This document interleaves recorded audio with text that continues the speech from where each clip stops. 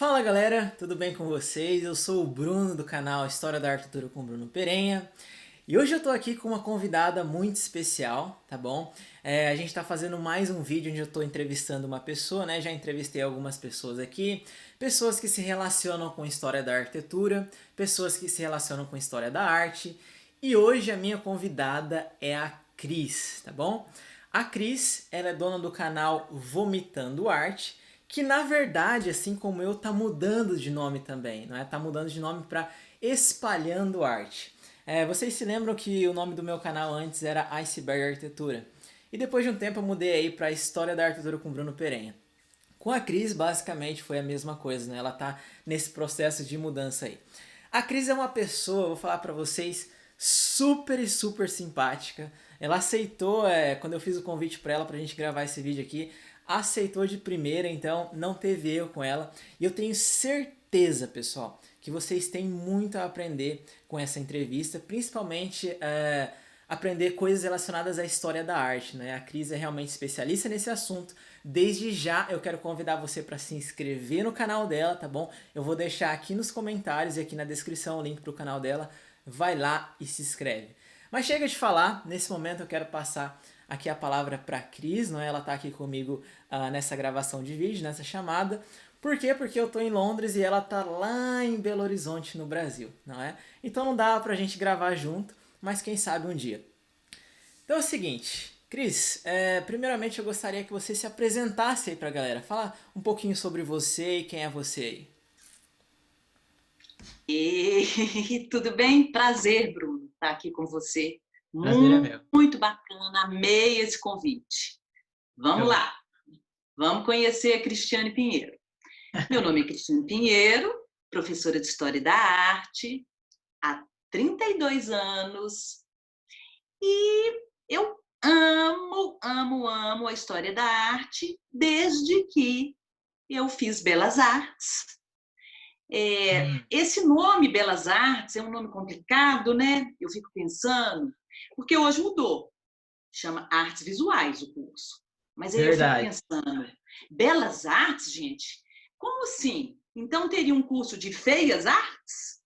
É muito complicado, né? Porque essa questão só tem arte bela, então. E Pois é. aí, agora artes visuais, então mais adequado, mas eu brincava com os meus alunos, que eu ia ser uma bela artista. Mas essa questão das belas artes é uma questão assim que, na verdade, eu me orgulho muito de ter feito esse curso, apesar dele nem ser muito valorizado no Brasil, porque ao longo desses anos todos, os professores, já tive vários professores de História da Arte, e tem professor de História da Arte em várias formações, né? Tem professor de História, dando História da Arte, música, filosofia. Gente, mas ter feito Belas Artes faz tanta diferença, porque quando eu estou explicando uma obra, eu vivenciei a coisa da pintura, eu vivenciei a coisa da escultura, da gravura. E aí, às vezes, um aluno chega para mim e fala: ai, professora, isso aí não é arte, não, esse artista não teve trabalho nenhum. E eu vivi a dor de abstrair, sabe, Uhum. de desconstruir. Eu fiz isso, eu tive que vivenciar isso. Então, eu sei explicar isso para ele. Então, isso é muito bacana para mim. Poxa, que legal, professor. Realmente 32 anos de docência, vocês podem ter certeza que ela realmente sabe do que está falando, não é? Se vocês forem no canal da Cris, vocês vão ver lá vários e vários vídeos sobre história da arte, né? Renascimento, tem coisa sobre Idade Média, tem coisa sobre arte contemporânea. Então, se vocês forem lá, tenho certeza que vocês vão aprender bastante, não é? Bom, depois de conhecer um pouquinho aí sobre a sua formação, Cris, né, sobre quem você é, etc. Vamos falar um pouquinho sobre internet, né? Porque hoje em dia a educação tem mudado, não é? A gente tem visto que a educação tem mudado em certo aspecto. E essa é uma das razões pela qual eu criei um canal também.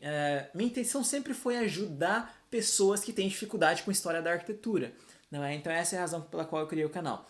Agora eu queria te perguntar, por que você criou um canal no YouTube? Qual é a sua intenção ao ensinar a história da arte no YouTube? Olha, Bruno, se eu pudesse resumir em uma frase, seria socializar a arte. Vou te contar um caso. Uma vez dando aula, a gente ia fazer uma visita no Palácio das Artes, que é um lugar muito bacana aqui em Belo Horizonte, né, que tem uma galeria ótima, com sempre maravilhosas exposições. E aí, um aluno meu falou: nós fomos, fizemos uma visitação, foi maravilhoso. Quando a gente voltou, esse aluno no dia seguinte chegou para mim e falou: professor, eu queria te agradecer. Eu falei: o que foi? Ele falou: nossa, eu amei o nosso programa ontem, a nossa visita. E eu vou te contar uma coisa: eu sempre passei no Palácio das Artes, eu passo, é meu caminho, eu passo na porta e nunca tive coragem de entrar. Eu falei: mas por quê? Ele falou: porque eu achei que não era para mim. E eu acho que a arte, ela é muito elitizada, muito. Presta atenção, a pessoa é um lugar de graça para todo mundo, e ele não tinha coragem de entrar. Então, ele precisou do meu aval, da minha mão, né, da mãozinha que eu dei para ele para levar até lá a exposição, para ele entender que a arte era para ele, sim. E aí eu comecei a perceber que eu podia mudar vidas. E as pessoas me davam, os alunos me davam, sempre me deram esse retorno. Aí eu falei: eu quero mudar mais vida. E como o ensino, no meu modo de pensar, está bem falido, eu falei: eu vou nesse caminho novo, que é da tecnologia, que é o futuro, mas eu vou fazer o que eu faço em sala de aula com a mesma ginga, diversão, eu sou engraçada, eu sou alegre, despojada, eu vou fazer isso num canal. E estou aqui neste canal me divertindo horrores, e tenho certeza que os alunos também, graças a Deus. Pois é, pois é. Normalmente, quando uma aula é só recheada de conteúdo, conteúdo e conteúdo e não tem nenhuma dinâmica, né? Quando o aluno não sorri durante uma aula, eu acho que, pô, aquela não foi uma verdadeira aula, para ser sincero, né? Então, não sei se... Até quando eu mandei uma mensagem para você, né, Cris? Eu falei: nossa, adorei seu jeito porque você é doidinho. Então, é mais ou menos dessa forma. Eu acho que professores precisam desenvolver isso que você tem muito, que é didática, que é saber lidar com os problemas dos alunos de uma maneira um pouco menos, vamos colocar, formal, não é? Isso é simplesmente fantástico. Agora, Cris, Deixa eu só te pode falar. Deixa eu só te interromper, você falou isso, me deu vontade de falar. Professor precisa ser professor, né? Em primeiro Uhum. lugar, gostar de dar aula, Sim. né? Não é só ter conhecimento e saber tudo e ter um bando de títulos, não, tem que gostar de dar aula, porque quem gosta de dar aula faz isso com o aluno. Pois é, né? Muita gente se orgulha com um currículo gigante, né? Quase tira a camisa assim, olha o tamanho do meu látis aqui, etc. Mas dentro de sala de aula a pessoa não se destaca, a pessoa não consegue ensinar, todo o conteúdo fica só para ela. Então, pô, o que adianta, não é? Então, é mais ou menos isso, Cris. Parabéns, parabéns realmente por você ter essa didática. E eu comprovo isso pelos comentários. Eu vejo muito comentário nos seus vídeos, né? De pessoas elogiando e tudo mais. Então, isso é fantástico. Agora, dentro desse caminho da história da arte, vamos colocar assim, porque a gente sabe que a história da arte ela é extremamente complexa, de certa forma, né? Dentro de todo esse caminho que envolve a história da arte, qual que você decidiu seguir? Né? Porque você poderia trabalhar em museu, não sei, você poderia fazer diversas coisas na história da arte. Qual caminho você decidiu seguir dentro dessa matéria, vamos chamar assim? Então, como eu já tinha uma experiência de sala de aula muito bem sucedida, eu resolvi trilhar o caminho que eu acredito. Confiar no meu taco e falar: eu acredito nisso, eu vou seguir assim, que é da linha cronológica, da evolução das coisas. Eu acho que uma pessoa só pode desconstruir depois que ela construiu, porque senão ela vai desconstruir o quê? Então, para ela entender, por exemplo, a arte moderna contemporânea, ela precisa do todo. Só que, se a gente pensar bem, os livros nossos de história da arte, eles são de um olhar ocidental. Então, eu segui a linha básica desse olhar ocidental, mas eu quis ir além. Por isso que no meu canal eu coloquei coisas que geralmente a gente não encontra nos livros, que é astecas, maias, incas, tem arte islâmica, tem persa, tem arte egéia, vai ter africana, porque todo mundo me pede, e arte no Brasil também, que eu acho mais complicado ainda. Eu estou numa série agora, nova, né, de arte no Brasil, no canal, que eu comecei tem pouco tempo, estou no módulo 2. E a dificuldade para montar essas aulas assim do jeito que eu gosto, assim, com a perfeição que eu gosto de conteúdo sintético, mas rico. Então, acho muito bacana. Eu estou muito satisfeita. Estou feliz, assim. Show de bola. Muito bom, professora. Eu vi que você até se caracteriza, né, de acordo com alguns vídeos, de acordo com alguns temas, etc, né? Ah, então, você sabe por que isso? Ah. Tudo começou, eu, eu já te falei, eu fui modelo muitos anos, Uhum. e nas minhas aulas eu sempre fiz trabalhos interdisciplinares conceituais. E aí o conceito ficou uma coisa muito forte no meu discurso. E aí eu falei, gente, como é que eu vou fazer um canal de história da arte e não vou ser conceitual? Preciso passar o conceito do que eu estou falando. Como é que eu vou fazer isso? Aí eu faço através do figurino, da maquiagem, do cabelo. Mas tudo meu. Ah. Tudo feito aqui em casa, eu crio, porque aí é um exercício também para mim, conceitual, né? Para o meu olhar. E para o olhar do outro, que eu acho que. Aí é divertido também, né? Pois é, pois é. Não, é legal você pegar, realmente fazer, criar, né? Isso falta pro artista, pro arquiteto. Inclusive, isso era muito pregado pela Bauhaus, né? A Bauhaus, uma escola de design que começou no início do século XX, pregava muito essa ideia de o aluno tocar, de o aluno realmente fazer, né? Toda essa ideia de maquetaria que a gente vê nas universidades de arquitetura hoje, vem da Bauhaus, né? Essa ideia de você tocar, de você construir, de você fazer, né? Tudo isso é muito e muito importante. Professora, você falou uma coisa aí, que muitas vezes você via os livros, assim, algo muito conceitual e etc. Só uma curiosidade aqui, né? Não estava no script nosso aqui essa pergunta, mas eu vou fazer aqui. Você prefere Graça Proenza ou Gombrich? Vezes Gombrich. Então a gente tá junto, então a gente tá junto, viu? Coitada da Adoro o Graça, Gombrich. nada contra ela, tá? Aliás, que bom que ela fez um arte no Brasil, pelo menos pequeno, mas fez. Mas o Gombrich, muito bacana. Aham, show, show. Então tamo junto nessa. Agora eu vou lançar uma pergunta pra você aqui que vai de encontro aos dois canais, não é? Então eu queria ouvir de você aí e queria que você falasse um pouco entre a relação entre a história da arte e a história da arquitetura. Porque a história da arquitetura, querendo ou não, ela é uma subdivisão da história da arte, não é? A história da arquitetura, querendo ou não, ela está dentro da história da arte, que é o conjunto maior. Então, tu pode falar um pouquinho dessa relação aí entre história da arte e história da arquitetura?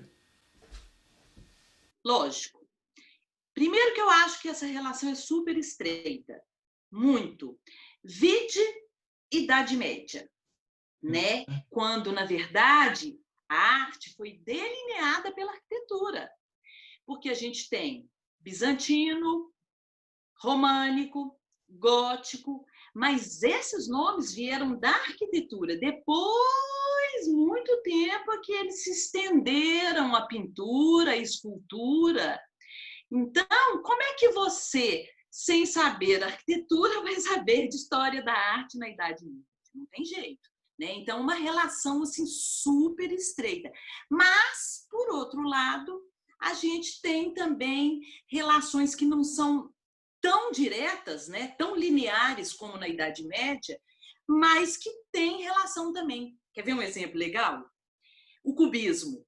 O cubismo foi um estilo do início do século que trouxe um olhar para a forma, para o resumo da forma, resumindo a imagem visual em sua forma geométrica. Mas a gente não leva em consideração que precisou ter o cubismo com esse olhar, aliás, antes do cubismo, Cézanne, né?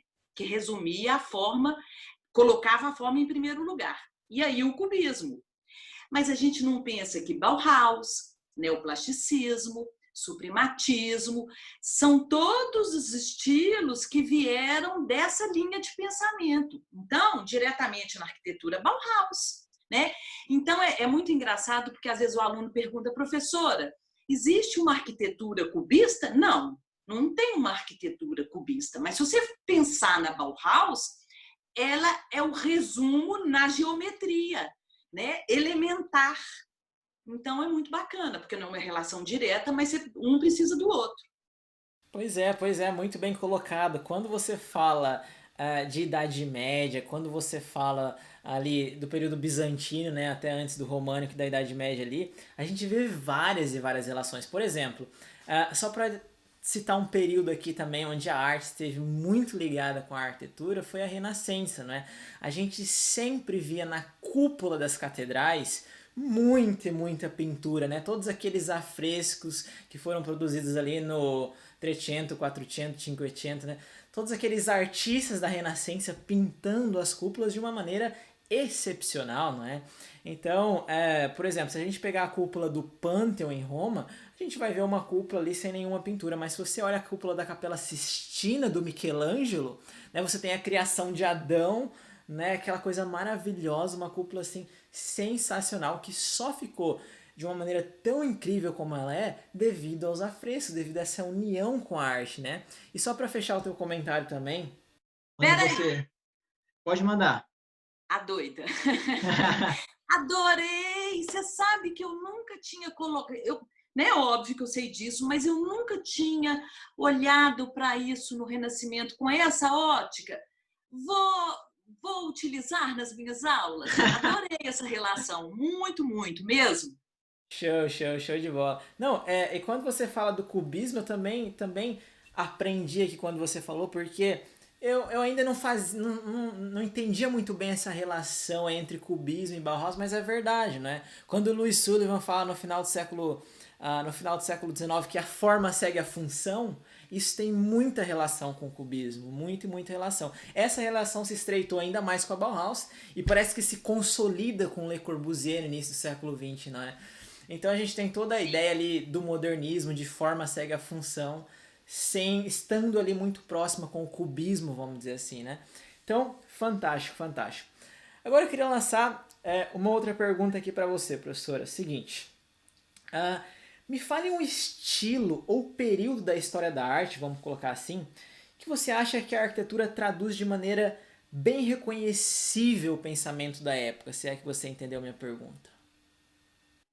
Eu acho que na arte grega, né, no período grego. Eu, quando falo com os alunos, eu acho que esse momento da Grécia, se você vier da linha evolutiva, vamos lá, pré-história, Mesopotâmia e Egito e Grécia. Quando a gente fala de pré-história, Mesopotâmia e Egito, a gente ainda está falando de momentos em que o homem ainda parece que não tinha se reconhecido como homem. Eu acho que o período grego é o período que ainda tem o Deus, a mitologia grega está aí para não me deixar mentir, né?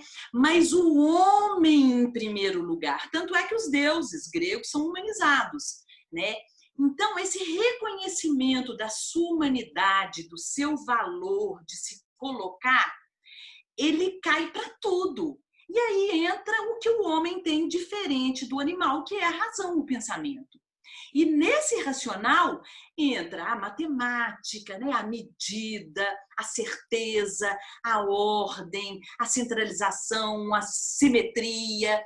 E isso é a arquitetura grega, né? Os templos feitos na proporção humana, né? Eles são feitos na medida do homem. Então é muito bacana como é que você vê. Eu brinco com os alunos que o templo é o desenho casinha, né, tradicional, porque é um retângulo encimado por um triângulo. Então essa base assim é muito racional, é muito medida, proporcional, geométrica, que vem de encontro com a tônica da época, que é a razão, que é o pensamento. Exato, muito bem colocado. É verdade quando você fala que até a Grécia antiga, vamos colocar, as coisas não haviam se estabelecido muito bem, tanto na história da arte quanto na história da arquitetura. Porque veja, com os gregos, toda aquela questão de proporção, simetria começa a se estabelecer. Tanto é que Vitrúvio, um grande arquiteto romano e tratadista, ele vai criar os seus tratados, ou seja, os seus 10 livros, né, que ficaram conhecidos na história da arquitetura, baseado naquilo que os gregos fizeram, né? Porque antes você não tinha nenhum embasamento. Hoje a gente vê, se a gente for aqui no museu, no British Museum aqui em Londres, você pode ver lá os portais de Babilônia, né? Toda aquela coisa envolvendo a Mesopotâmia. Só que não havia, parece, algo sistematizado, vamos colocar, assim como foi feito pelos gregos. Então, exato, a tua resposta está muito dentro também daquilo que aconteceu na história da arquitetura, não é? Agora, eu queria finalizar, Cris, essa entrevista. É uma pena que a gente tem que finalizar, não é? Mas vocês podem ter certeza que vão ter outras entrevistas, outros bate-papos, né? Queria finalizar dizendo o seguinte. Há um tempo atrás eu fiz um vídeo no meu canal onde eu falava por que as pessoas odeiam a arquitetura moderna, tá? E ali eu apresentei alguns argumentos que realmente fazem sentido, né? Alguns argumentos que realmente mostram o porquê de talvez as pessoas odiarem a arquitetura moderna. A pergunta que eu queria lançar para você é o seguinte: isso acontece na história da arte também? Pode ser que algumas pessoas odeiam a arte contemporânea? Isso acontece também na história da arte? Porque eu vou te falar uma coisa. Antes de você começar a responder aí, tá bom? A primeira vez que eu visitei o Tate Modern aqui em Londres, não é? Eu me deparei com uma cópia bem fidedigna daquela privadinha do Duchamp, né? Do Marcel Duchamp. aquela lá é a polêmica, né? Aquela lá é o problema, vamos colocar assim. E aí eu fiquei ali, sentei ali, fiquei observando e etc, tudo mais. E assim, como enfim, não sou nenhum grande especialista, eu não leciono História da Arte por 32 anos, etc. Eu saí dali um pouco vazio, assim, etc. Consegui recolher algo, comecei a pensar, né, sobre alguns valores na arte, alguma coisa ser relativo ou não, né? Comecei a refletir um pouco sobre isso. Então saí dali, não é? E quando você olha, Cris, isso também não estava dentro do script, tá? Só queria falar aqui com você.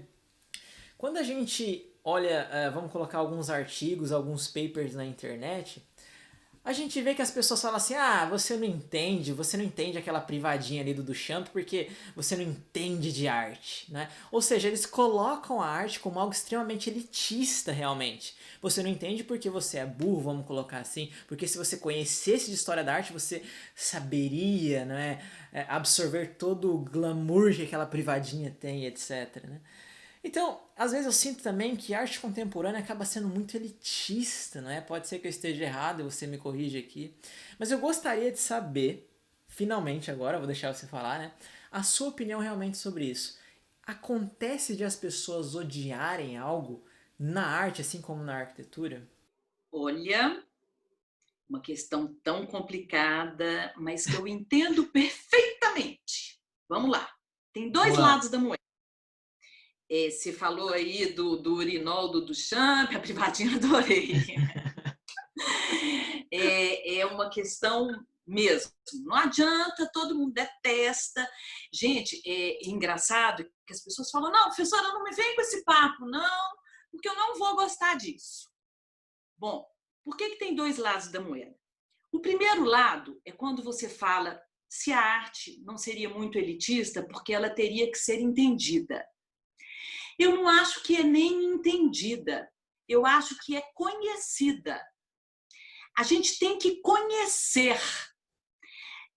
Você não precisa ter, porque o conhecimento, o Duchamp, gente, ele viveu numa época da Primeira Guerra Mundial, entendeu? Então, quer dizer, não é só ali o urinol, não é só você entender sobre arte, não. Você tem que ter cultura. Pelo amor de Deus, gente. Quanto que vocês vão entender que a gente tem que ter cultura? Mas ter cultura não precisa ser chato, não. Entendeu?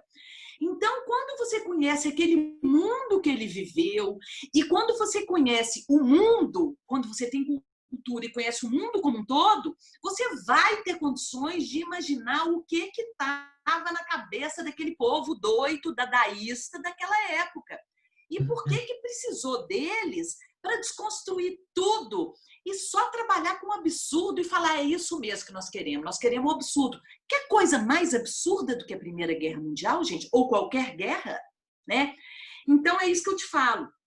Não precisa ser elitista, mas você tem que ter a veia do conhecimento. Mas, por outro lado, estou lendo a biografia linda do Marcel Duchamp, quando ele mesmo, que é uma pessoa comum, vocês não fazem ideia do tanto que a gente põe tanto, né? Marcel Duchamp, ele, simplesinho, que vai no sacolão, foi bibliotecário, gente, em Paris. Quando ele fala que, na verdade, ele faz provocações. Então, nesse momento que ele fala que ele fez provocações, nem tem que entender, nem conhecer nada também, não é para você ficar com raiva mesmo. Você falar, que ridículo. Por quê? Ridículo somos nós que construímos a guerra. É isso que ele está tacando na nossa cara. É muito louco isso. Então, o que eu acho? Eu acho que precisa de sensibilizar o olhar. Sensibilizar o olhar é muito maior do que conhecer, do que entender. Por isso que eu acho tão importante a história da arte. E por isso que é muito louco, porque eu já tive alunos, médicos, engenheiros, psicólogos, de 300 mil profissões, todos que não queriam nem fazer nada de arte, nem seguir esse caminho, me falaram, a história da arte mudou a minha vida, mudou o meu jeito de pensar, de existir, né? Então, é isso que eu acho, a arte ela precisa existir, né? Seja moderna, contemporânea, seja loucura, ela mexe com a gente. E ela foi feita por algum motivo. Então, a gente tem que abrir o olhar. Concorda comigo? Concordo. Depois desse texto enorme. Não, eu concordo. Eu jamais vou ser a favor da censura de qualquer estilo ou de qualquer manifestação artística que seja, mesmo que eu discorde, mesmo que não me agrade em certo aspecto, eu jamais vou ser a favor da censura de qualquer estilo artístico ou manifestação, como eu falei, né? E tem uma coisa que eu falo sempre pro aluno, eles adoram, mas é verdade. Fala aqui, você está achando mesmo que esse artista está preocupado com você? Com o que ele fez para você gostar ou não, para você pôr na sala de sua casa? Jura que você está achando? Gente, a gente é muito narcisista, porque a gente julga a arte, olha para a arte como se fosse feito para você. Não, querido, às vezes ele não está nem aí. A maioria das vezes, o artista faz muito mais para ele do que para o outro, principalmente na arte moderna contemporânea. Então, não adianta você olhar pensando nisso, né? Porque ele simplesmente fez porque quis, fiz porque quis. Já pensou nisso? Pois é, é uma boa pergunta, né? É uma boa pergunta. Como eu disse, nós que estamos relacionados com a arte, com a arquitetura, é um erro gravíssimo você querer censurar e dizer que algo é isso, que é aquilo, etc. Porque, veja, a liberdade precisa acompanhar a arte e a arquitetura. E vou dizer para vocês, se algo é ruim, o tempo é quem vai dizer, tá? Porque o tempo é um juiz que nunca perdeu uma causa, né? Existem estilos na história da arquitetura, principalmente ali depois da Segunda Guerra Mundial, que chegaram para ser efêmeros, né? A gente vê ali, por exemplo, brutalismo. Brutalismo é um estilo que carrega muita crítica externa, né? Tanto de pessoas simples quanto de arquitetos realmente críticos e tratadistas, vamos colocar assim. Só que o tempo é quem vai dizer. Hoje a gente vê edifícios brutalistas como aqueles que foram feitos na União Soviética, como aqueles que foram feitos na França. Não, a gente não vê, porque isso recebeu muita crítica por ser exposto e acabou que o tempo foi um juiz fatal, não é? Da mesma forma eu penso que isso vai ser na arte, né? Se algo realmente veio para ser efêmero, vai passar, o tempo vai passar e vai dizer se isso é efêmero ou eterno, não é? Como por exemplo, se a gente olha os templos gregos, não é? A tradição grega ela ainda é forte, ela ainda é muito forte nos dias atuais. A gente vê edifícios neoclássicos, por quê? Porque a tradição grega ela resistiu ao tempo, não é? Então, nós não somos os juízes da arte, vamos colocar assim, né? É óbvio que eu não estou dizendo que a gente não deve criticar algo, né? A gente não deva realmente ter olhos críticos para determinado estilo, ou etc, isso, aquilo. O que eu estou querendo dizer, basicamente, é que o tempo é quem vai dizer se algo vai perdurar ou vai ser eterno. Basicamente, esse é o meu raciocínio. E só para completar, você tem todo o direito, sempre falo isso, de gostar ou não. Isso você tem total liberdade. E você pode criticar. Só que a sua crítica pode não ser a certeza, né? Você tem todos os direitos, porque às vezes eu sinto que o aluno vem na obrigação de que, porque é chique, é acadêmico, intelectual, vamos supor, arte contemporânea, então eu tenho que gostar. Não, você não precisa gostar, não, você não precisa. Você pode achar o que você quiser, pode fazer todas as suas críticas, né? Mas saiba que aquilo teve um porquê, que aquilo teve um momento e que teve uma construção. Agora, se você gosta ou não, você tem total liberdade. Bom, é isso aí, professora. Eu acho que foi um bate-papo muito legal, né, que a gente teve aqui. Poderia durar ainda mais, né? A gente poderia, eu acho, ficar falando aqui sobre 1, 2 horas aí tranquilamente. Mas a gente tem que encerrar, senão o vídeo vai ficar muito grande, não é? E vou dizer para vocês, a gente continua esse bate-papo no canal da Cris, tá bom? Porque lá no canal da Cris eu vou estar fazendo um vídeo sobre como decifrar a fachada de um edifício grego, tá bom? Então, eu queria agradecer a Cris, primeiramente, né, por ter aceito esse desafio, vamos colocar assim, de gravar aqui com a gente, de gravar aqui para o canal, não é? Eu gostaria de pedir que vocês visitem o canal da Cris, ela tem muito e muito conteúdo lá que pode interessar, pode ser de interesse para vocês, tá bom? E eu gostaria, Cris, que você desse aí uma palavrinha final para a galera. Então, gente, adorei, Bruno, adorei essa conversa. Acho que nada melhor do que um bate-papo informal para, né, falar sobre arte, arquitetura. A gente tem tão pouco isso, né? É isso. Quem quiser, vai lá no meu canal, que eu tô lá. Super feliz falando de arte. Show, show de bola, Beijo pessoal. grande, gente. Abraço para vocês, nós nos vemos aí no próximo vídeo, quem sabe aí na próxima entrevista. Até lá!